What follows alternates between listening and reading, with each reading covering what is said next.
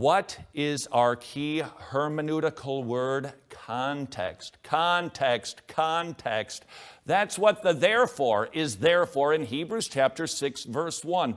What are the preceding 5 chapters about in the book of Hebrews? If we don't remember that, I agree with you. We're going to read Hebrews chapter 6 and say that's talking about a Christian who loses his faith and now he has no hope, he's going to hell. But when we remember the first 5 chapters, to whom the author of Hebrews is writing, I think it tells a different story.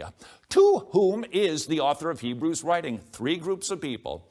He's addressing Hebrews, people who are well acquainted with the Old Testament, and they appear to be in some sort of Christian community, but it's very clear as you read through the book of Hebrews, he's addressing 3 types of Hebrews. The first is the individual who is genuinely saved. You see those verses? You are saved. You have repented. You are going to heaven. But then there's a second group. You've been enlightened. You know what the Bible is about.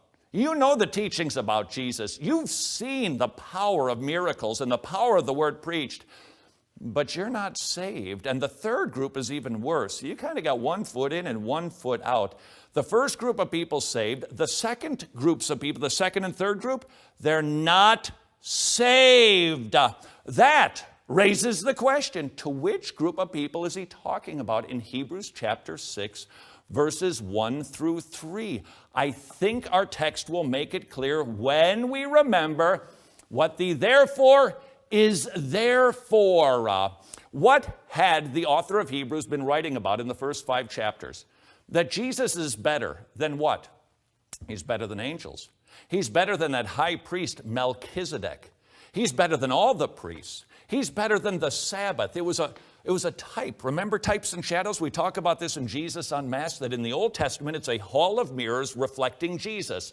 That there are fuzzy pictures of physical things like the Sabbath or the tabernacle that were pictures to point us to Jesus. All throughout the first 5 chapters, the author is saying, in the Old Testament, there were fuzzy pictures. The ark, the manna, the tabernacle, the Sabbath, the festivals. All of those things were fuzzy pictures that should be pointing like a spotlight ahead. Hey, there's a better thing coming. There's a fulfillment coming. Jesus Christ is coming. That's what the therefore is there for.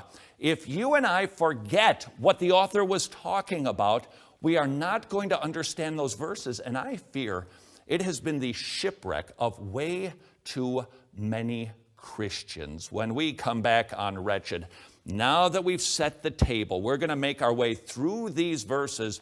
And you, I hope, are not only going to be encouraged, and you're going to conclude, if I'm saved, I can't lose my faith. But more than that, if you're not saved, these verses are actually for you. Next.